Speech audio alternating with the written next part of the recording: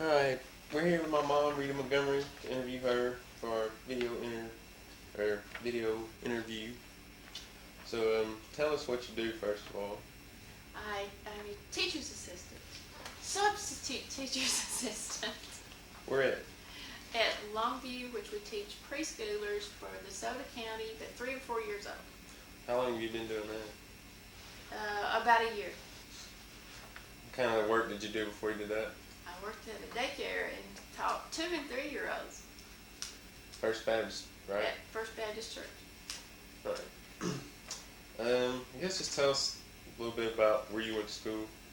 I went to school at Cleveland Elementary from 1st grade through 8th grade and had to go to Walnut High School for 9th grade through 12th grade. Alright, for all those of us that don't know where that is, could you tell us?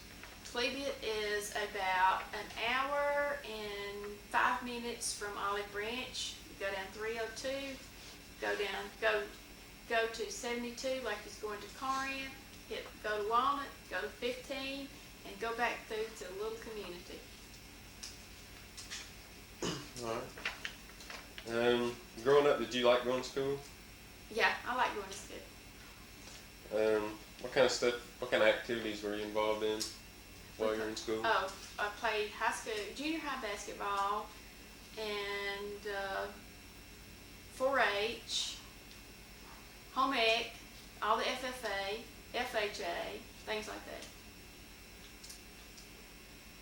that. I know growing up, obviously y'all lived on a farm. How much time did y'all have to miss every year to work?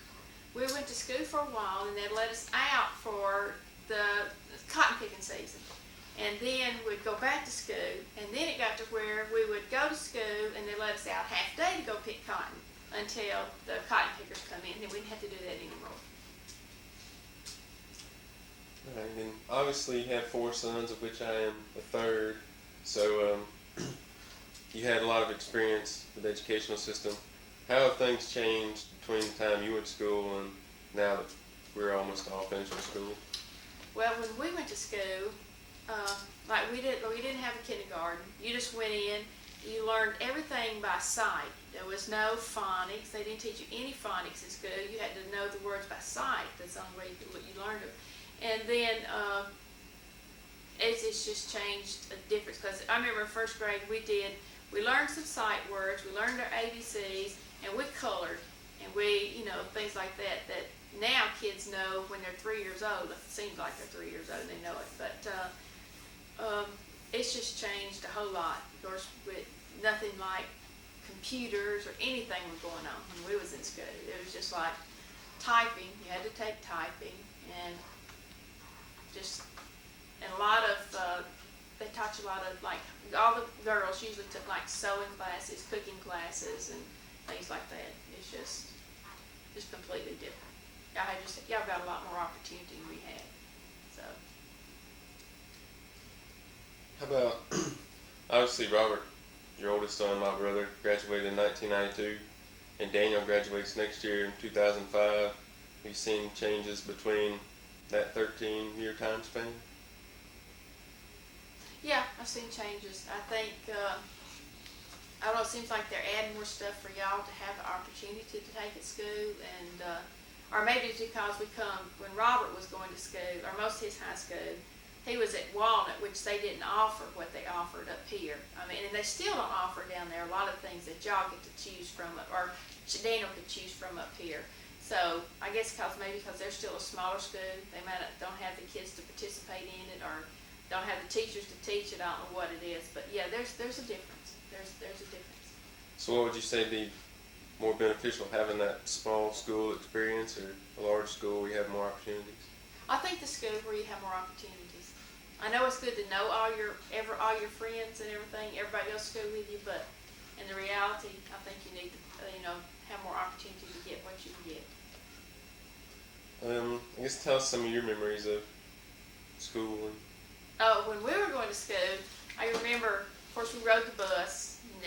That was just the thing. Your parents just didn't take you to school. You rode the bus every day. And we could like I remember one day taking one of my younger sisters with me to school. I don't know why, I don't know if somebody wasn't going to be around the house or what, but we could take our brothers and sisters with us, and they sat in the classroom with us, and I can remember recess, and we would go outside, and we had things like seesaws made out of real wood.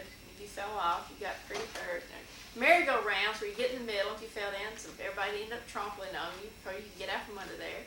And we would play softball, and we would, go to the gym, and it wasn't PE, but everybody got out and done some kind of activity. You just didn't sit in the classroom and go outside and sit. You went outside, and they expect you to get out and run and play and have a good time. And I remember going to,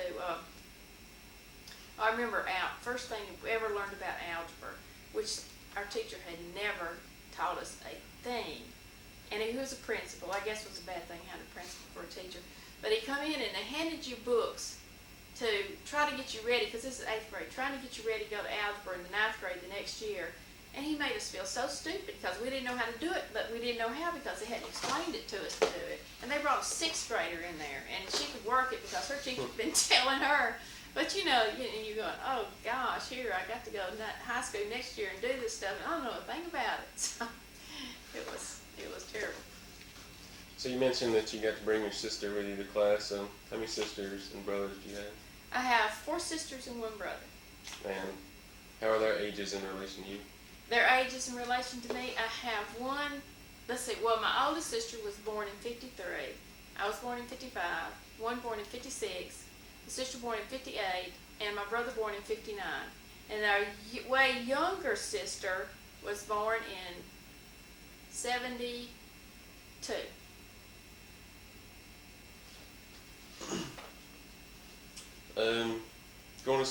During your schooling years, do you remember having a favorite teacher?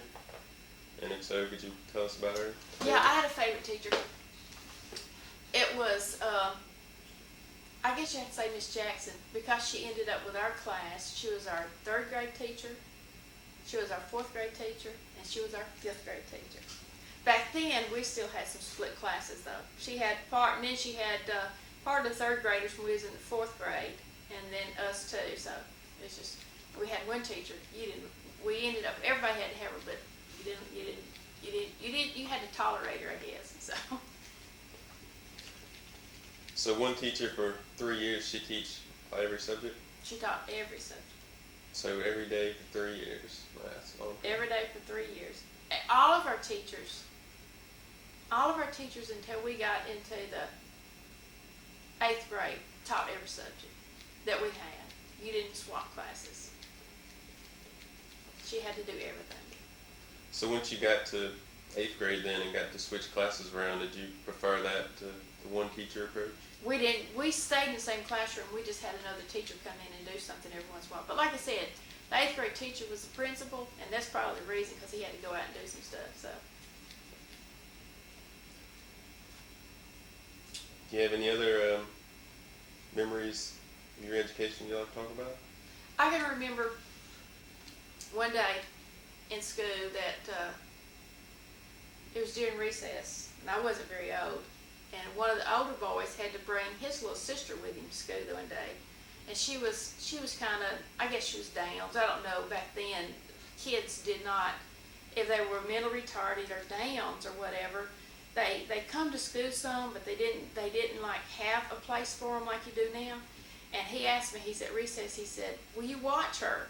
And I said, okay, she can play with us. Well, I lost her. I mean, here I was a child anyway playing. He come back, and David says, where's my sister? I said, I don't know where she's at. Well, luckily she's still on the playground. She's down there somewhere, but it's just like, but I remember losing her anyway, or she didn't stay with me. Do you have any memories of Robert, Chad, Daniel, and I going to school? How we came home and how we referred to school? Well, when y'all went to school, of course, when y'all went to school, I drove the school bus for you. So I remember when you were little, and one morning we drove up, and I don't know why you was not going to get off that school bus. But I told you, I was sitting there and I said, okay, I'll just call Mr. Jackson out here and he'll get you off the school bus. So you went on and went. No, y'all were good. I mean, you come to school, you go to school, get off, come in, play a while, do your homework. And we had when Chad was in 5th or 6th grade. I can't remember now. Anyway, he was struggling with some subject, with his spelling or something. So they had trying to test him to see if they thought he needed some special help, which he didn't. But after he buckled down, we sat down and got to doing a little better, and he come okay. Can you tell us some of the changes in disciplinary procedures between when you went to school and now? Yeah, when we went to school, especially when we were older, like if the boys, and they would paddle, and nobody wanted to get a paddling anyway, but most of the time, like if the boys had done something, they had these great big old gallon cans that you could use in the lunchroom.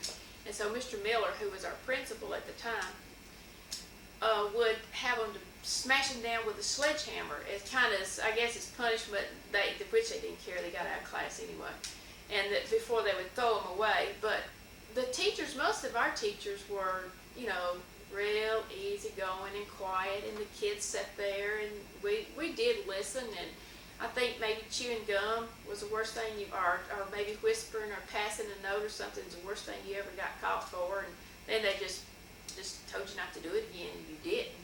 But now, kids, you can see, it's just like, I don't know, the teachers, I think their hands are kind of tied.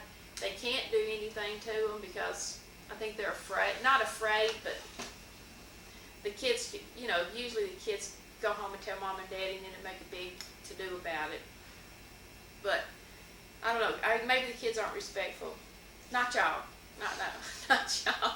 Which they never got in trouble at school. But anyway, but some kids are. They're just not respectful to their elder, to the people who are older than them, and they just, I don't know, they should just be more respectful and listen and obey. You're there for an education, and you ought to be there for the teacher's benefit and your benefit to learn everything you can, because it's hard out there, especially when you have to go on to higher education. So I know you obviously think discipline begins at home, right? Right.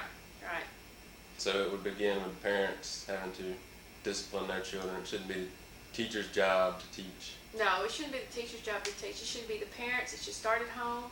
And homework is not entirely the child's or the student's part. Their thing to have to do. If they need help, get in there and help them. You'll know what they're doing then. I mean, as long as you know, I've got to the point, though, I'll tell Daniel, the one that's a junior in high school, that, you done got to pass me the math because I don't remember any of it now. And I haven't had to use the algebra or the geometry or anything we took. And so, but I said, if you need help, I'll get you help. Parents should be, be the ones that teach their children respect and be the ones that help their kids with their homework, so they know what you're doing. So you mentioned homework assignments. What kind of homework assignments did y'all have in school? We had to learn our spelling words. We might be like write sentences, read your literature assignments, of course do your homework in your math, read history. Far as like projects and stuff that y'all would do now, we didn't have to do a lot of that. Everybody had to write a term paper when you was a senior in high school. They did not give you a choice. You could not write it on what you wanted to. Everybody had to write it on marijuana. I don't know why, but I mean, it'd been a little better if you could pick something you liked or something, of course. I think maybe they thought maybe if you knew about it, you wouldn't try it or something. But everybody had to write their term paper on marijuana. So. It just seems like everybody doing the same thing. There'd be a little cheating going on.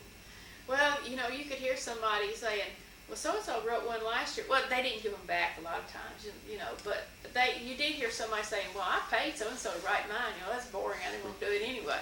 But you're right. You should have been given a choice, but we weren't. It's marijuana.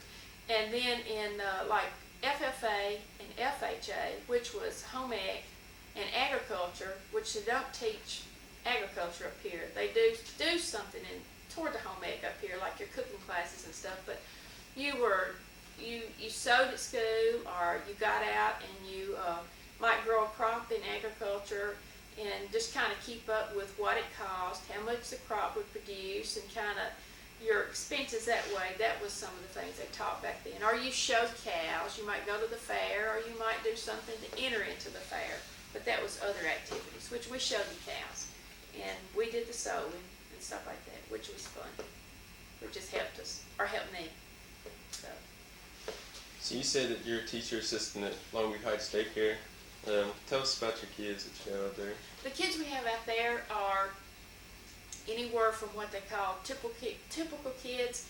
They really are. They can cut. They know their letters. They're smart kids. They might come for speech. They do speech out there for them 3 days a week. And some of the kids out there are coming to learn to socialize, to learn their colors, to learn to hold a pair of scissors and cut correctly, just because they need the help. They're just, and some of our children are Downs children that are out there, so we know that when they go to kindergarten next year, that at least they're going to know something when they go through the door. And they're all sweet, sweet, sweet little kids. How about the increased rate of higher education nowadays? Obviously, you see that more high school graduates are going on to college. How many people would you say went on to college out of your graduating class? Well, let's see. Out of my graduating class, probably we had about 30, maybe 33 to graduate out of our class. Very, very small class. I would think probably maybe a third of them went on, because I know one is a doctor, which she's right up here in Memphis is where she's at, and then one's a pharmacist, and some of them went to college, but then they ended up using what they went to college for. So, but probably about a third of them went on to college. So can you see the need for higher education nowadays? Oh yes, I see a need for a higher education nowadays. Like the factories, when I was in high school, which I meant to go to college and I just didn't do it, and got married and ended up going to a garment factory, which I don't regret, because I learned a whole lot. But the garment factories and a lot of those things are leaving the country now, and so if you don't know how to do something that's not like hand manual, then you just out of luck without a job a lot of times. So then you would recommend people to go to college if at all possible? Oh yes, I recommend people to go to college. If they can't go to college, go to a VOTEC. Find you something that you like. Whatever you like to do, there's somebody out there willing to pay you to do it, because they may not want to do it themselves. I don't care if it's learning to get you a certificate in child care, so you'll be qualified to go in there and teach. Because the daycare I worked at was not just a babysitting place. We went in there and we taught, and it was fun. Because just sitting there watching them play and not doing anything is a boring day. I know two of your sisters are teachers. Are you pretty familiar with the No Child Left Behind, highly qualified, and to go back to school for older teachers? Uh-huh. What's your opinion on that? I think that's good, but as much education as a teacher can get, and she can get it, and she can go in the classroom and she can talk till she turns blue in the face, but if that child doesn't get any help at home, or somebody shows that they care, then that child doesn't stand much of a chance. I mean, he has a chance if the teachers care, but if the parents don't care if he gets it or not, and doesn't encourage him and stuff, then there's so much a teacher can do. Just so much a teacher can do. Earlier we talked about your favorite teacher, Ms. Jackson. What kind of qualities do you think a teacher should have to make them that favorite teacher? A favorite teacher would be somebody that's caring, that you can go talk to, that just, if you mess up, if you ask a question, I say no question is a dumb question, but when you ask something, even if does seem strange, that somebody that take time and give you an answer, or say, well, we discuss that later, or not make you feel like you're some kind of failure when you're not. So, but she was just that kind of teacher.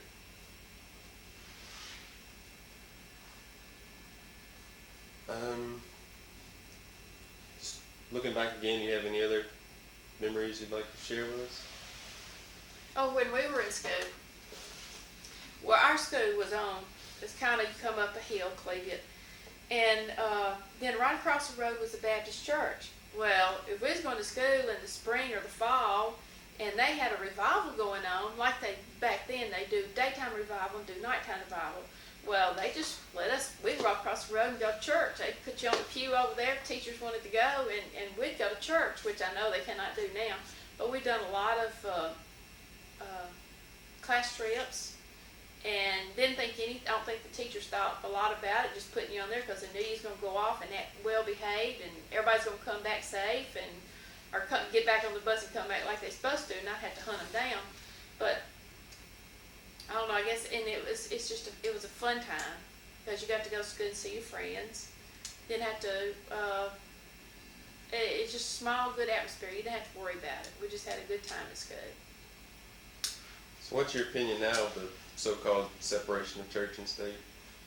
Well, I hate that. I hate that the teacher can't get up there and say their beliefs, or not their beliefs, but get up there and say, now, that's wrong. We can't, we're supposed to not, like, cheat on the test or steal. The Bible tells us such and such.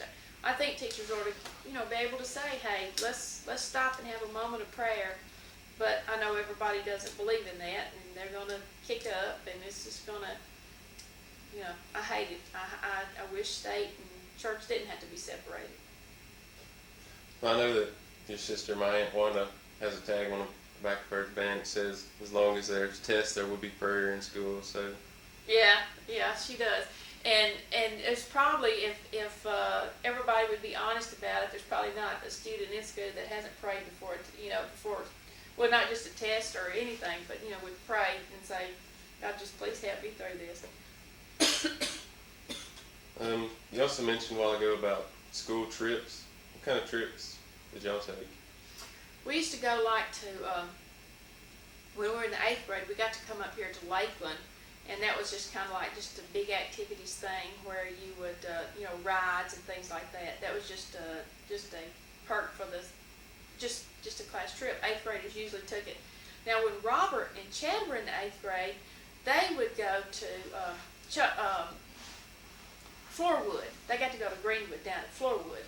And then we would go to places like, we got to ride a train, go to Shiloh, just educational stuff. We would go to, but it was fun. It was educational, but it was fun. Got to go one day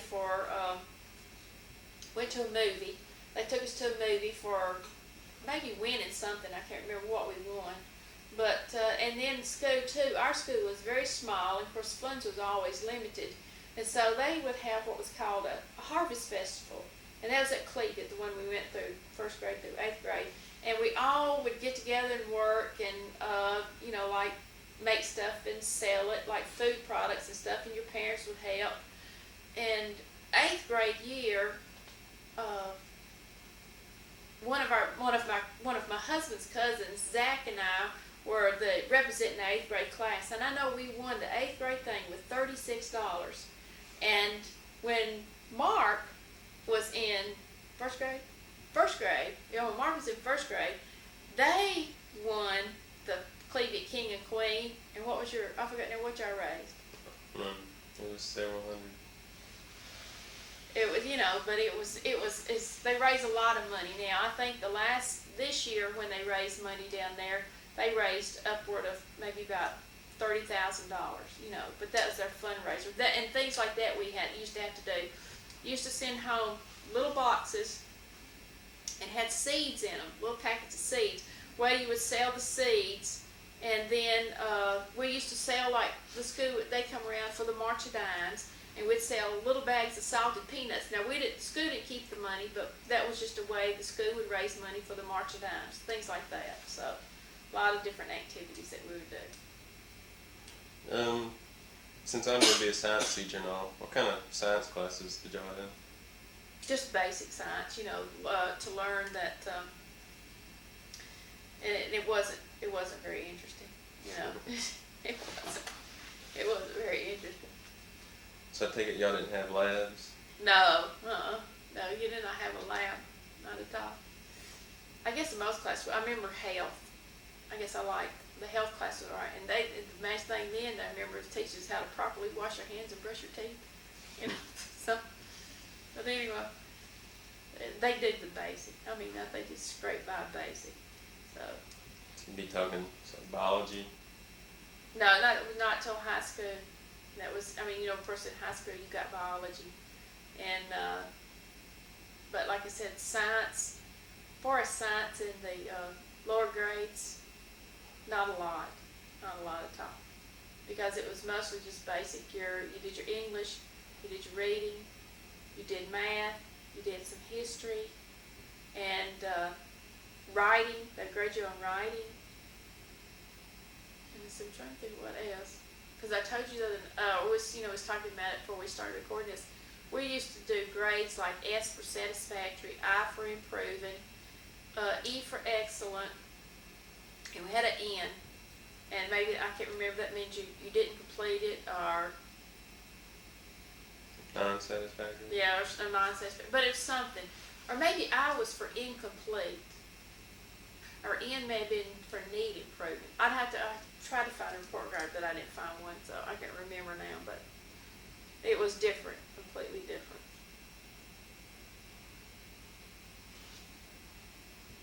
Let's see.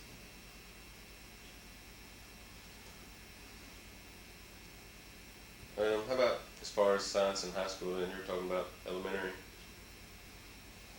said science in high school, you had biology. You could get biology, general science, and I guess that was about the biology 1 and 2, general science, and I can't remember what else that they had in there now. No chemistry? Yes, they had chemistry, which I didn't take. How about physics? Yeah, they had physics. But I don't know, for a lot, it seemed like there wasn't a lot of people that took the physics, and I don't think there was a lot of people that took the chemistry either the year I was over there, junior and senior. But I don't know, our guidance counselor who was supposed to, you know, it just seemed like they didn't help us prepare to get out and go. You didn't go in there and he'd say, okay, you need this, or sit down with you and make a schedule and say, you need to get this and this and this to go on to college. Because a lot of folks weren't going to college, so I don't know, they just didn't do a lot with it. So they just kind of assumed that if you were going to college to take care of yourself. That's right. Just Which about is take care of yourself.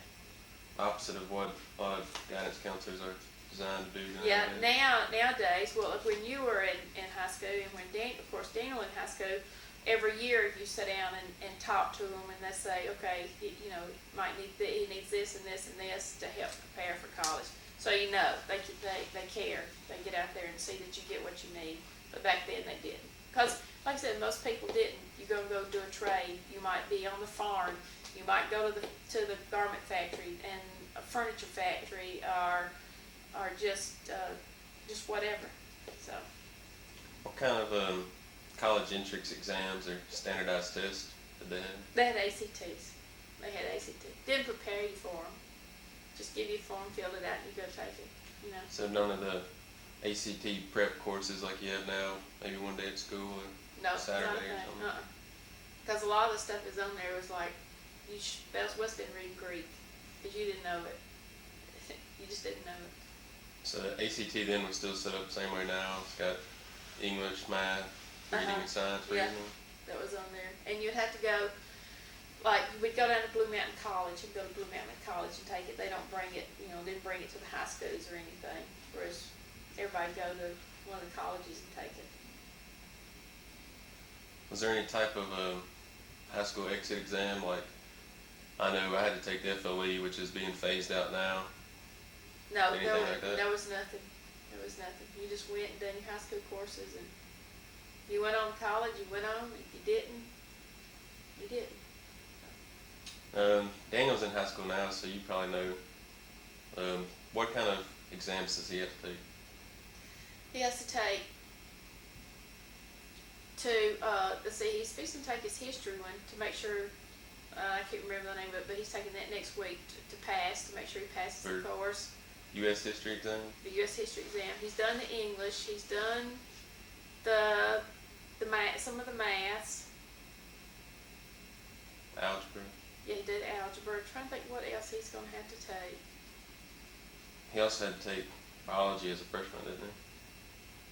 I think he did. Or maybe he missed that year. Maybe it didn't start till he was a sophomore. Some of them did. Some of them he missed because he was then they started the year after he got out of the 9th or 10th grade. But I know he's took several. So, but he does okay on them. What's your opinion of those? Well, if you go all year and you've studied and you've passed the test, and because the teachers are not going to give it to you out there, which they don't need to. I just think you're taking a day away from the teacher to maybe further something else that they need to be doing. And I mean, look, they've passed it. They passed it. Don't rehash it. Something else. Just let them go on. Pass the subject as it is.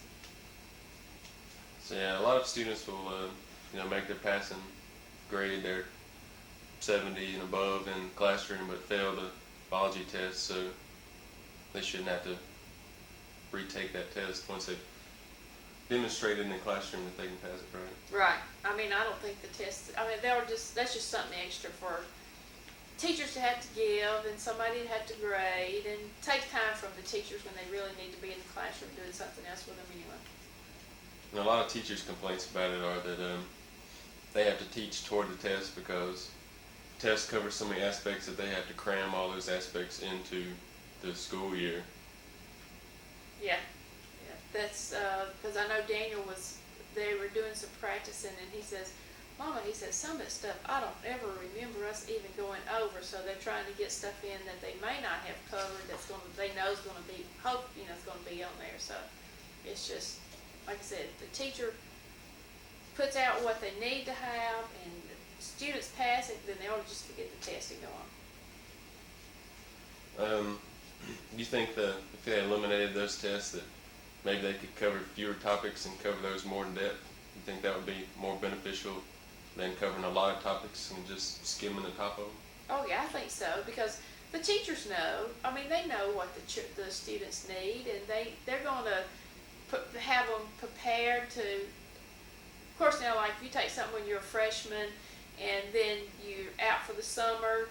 But that's like anything. They're gonna have to kind of refresh your memory. If it's something you don't use or something you think about, then when you go back and like from algebra 1 to algebra 2, you're gonna yourself you're gonna have to go back and kind of remember the stuff that you had last year and refresh your memory. So, all teachers are gonna probably come in and say, just give you a little bit of refresher before you jump into the depth of the next subject anyway. So, but like I said, they ought to forget those tests. And so, talking about memory, was a lot of y'all's work like memorization? Yes, it was memorization. Like I said, I can remember Miss Duncan. This was our first grade teacher. Had this great big, made you think of a tablet, just a big tablet on rings and just hung on a stand. And the words that you had to memorize and learn were on there. Like look, took, book, things like that. And could and would and but you just memorize it. That's all you had. I mean, that's the way they taught you. So that's the way we did it. Would you prefer a teaching approach that would make things more applicable to you, that you could see the everyday usage and not just repeat what they stand in front of the class and tell you? Oh yeah, I would. And of course, I know some of it you've got to, you need to learn it because most students don't even know what they're going to do when they get out of high school. And then if they've taught something that you think, well, that won't be worth a hill of beans to me, but when you get out and then maybe you go in that direction, then, it'll come back to you. You say, oh, I remember studying that or something, but, and we don't know. It's, you never know. So I guess they have to cover the basics of everything. So you think it'd be beneficial for me going into the classroom to, when the student's studying a certain topic, to tell them where in life they could find that being used? You think that would make it Yeah, more I think interesting? that would. I think that would. You know, but I think it would. Is there anything else you'd like to talk about before we close up? Well, I know. All I can think is this. I know education. A good education is very important. A good education is not only in the classroom; it's at home, and parents should be involved. Parents should say, you got your homework, you need any help, do you need me to, even if you don't know it, even if a parent doesn't know it, there's lots of people out there. I don't care, it might be a peer of the students, it might be a next door neighbor, it might be somebody, a teacher that used to teach, they just need to get their child, they just need to get their student the help to get them through. Like I said, even if I remember like with when Robert, our oldest son, it was learning fractions, and we sat at the table and we worked and we worked, we explained, and he just could not get it. And then my sister, my brother-in-law, and then finally it just clicked on. Because I was the same way with fractions. I know I was trying one day, it was under Miss Jackson, and it was just like, it was the hardest thing. It was stupid, didn't make a bit of sense. And then just like, the light clicked on, and then I understood fractions and stuff. So, without a teacher to have tried until you did get it, then, who knows, I might never got fractions. And Robert, like I said, with Robert then, it was just different ones of us, and we tried different ways to explain it to him, and finally he got it. So he knew what he needed to do. But, What is it about being a teacher that you enjoy? oh, I like the kids. You can see from subbing at Longview, a lot of these kids are not verbal kids. They don't do a lot of talking, and they don't even get them to sit still in their chair is, to participate in singing ABC songs or looking at letters or reading a book. And then when you can go in to a classroom, you might not be in a couple of weeks, and you can see a difference, and you can say, oh, y'all have done such a good job. You've got so-and-so will sit and listen, and they're coloring, or they're able to pick their scissors up, and they're able to participate in class, and just to be a part of that, and to know that you're helping shape a child's mind. And some of these kids out there, a trade, if they can learn a trade, they're going to be doing good. And it's sad that, God has a plan for them, I know that. But it's just sad sometimes to see someone struggling so hard to want to do it, but they can't do it. But I just enjoy them, just seeing them learn a little bit. And that's what I like out there. So obviously you enjoy it enough. Next year you said that you're going to be working there full time. Next year we have 2 assistants leaving, and they asked me, and yes, I'm going to go full time. That's where I always said if I went on to college and been a teacher, that the special needs kids is where I want to be. Long time coming, but it's a dream come true. So do you know which age group you'll be working with out there next year? Yeah, there'll be 3 or 4-year-olds. They're all the same. They have to be 3 to get in the program, and a lot of them have just turned, are turning 5 or will turn 5, and they will be going to kindergarten this year. And like I said, some of them will not be able to even go in a classroom. One last year that's in one of our friends' classes, him and one other little boy has to have a special ed teacher to go to the classroom. Then they pull them out for a little while, and she does something with them, and then she's trying to, they're trying to mainstream, keep them in the classroom, and she has to sit there with these 2 little boys all the time because they're just not capable of doing. And one would just go off. If anything, a little bit's the matter, he just goes off, and then they had to calm him down. So but I don't nothing like this was around when you went to school. No, when I went to school, we had one, no, we had two that I can remember. One of them was in our room, and one of them was younger than me, and he came until he was in the 8th grade, and I don't know where he went, but he sat in just a regular classroom, so he was expected to do the work that we were doing, and he could do a lot of it, you know, like spell simple words and things like that. And then one of the girls then went through that's younger than us, she probably went through the 8th grade too, but she did not go to the high school. I think they would have took too much ridicule, and there was nowhere for them to go. And then one of the girl, who was our cousin, we went to her house one day. We used to plant pepper, well, the pepper planter, and so we would ride the pepper planter. We went to her house one day, and I did not know that she had an older brother who was either Downs or they used to call him mental retarded, but I had no idea this child existed. And he was there, great big old boy, and had his arms up through his overall bib, sucking his thumb, and I had no idea that he existed, like I said. But then when I started driving the school bus, we had a family to move in, and they were doing a child find, what they were called child find. They were really seeing that they needed someplace for these kids to go. And so they would put a piece in the paper, and they said, if you know of a child who needs special help, such and such, please call. So there was a little boy on our school bus route, and his name was Bobby. And so we met him.